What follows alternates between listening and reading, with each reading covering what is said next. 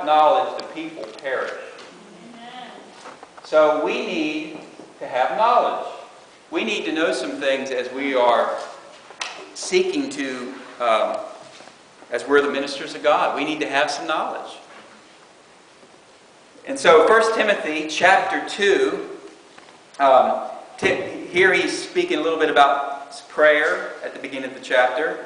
He's speaking to men about praying, lifting up hands. And then verse 9, he says, in like manner also that women adorn themselves in modest apparel, with shamefacedness and sobriety, not with braided hair or gold or pearls or costly array. That doesn't mean you ladies can't wear those things. It just means don't let that be your beauty, right? Let it be the hidden man of the heart.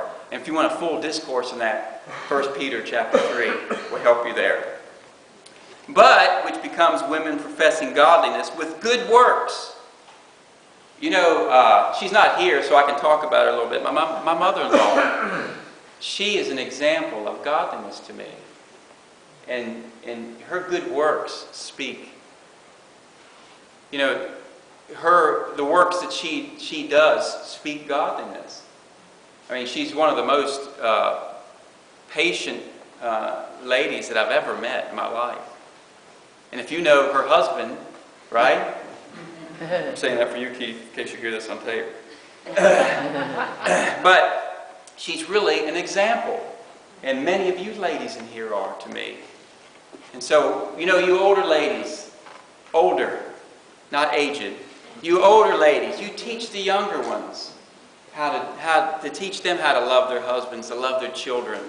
Now, these are not things that I speak lightly about. I'm not trying to be funny because it's scriptural.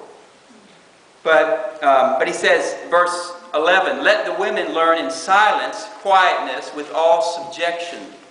But I suffer not a woman to teach, nor to usurp or to take authority over the man, but to be in silence.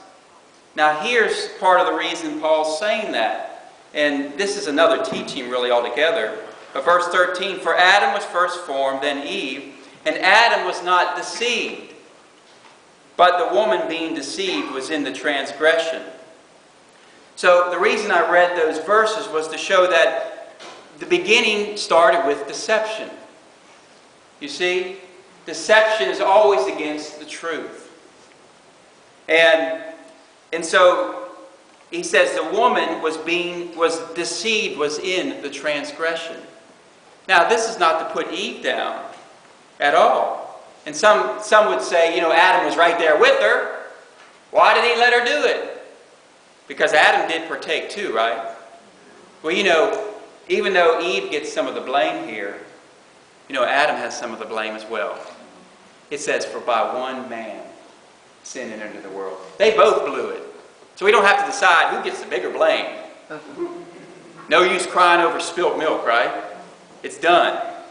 Let's turn to 2 Corinthians chapter 11. And if you are a person that takes notes, it might be good just to jot some of these down. 2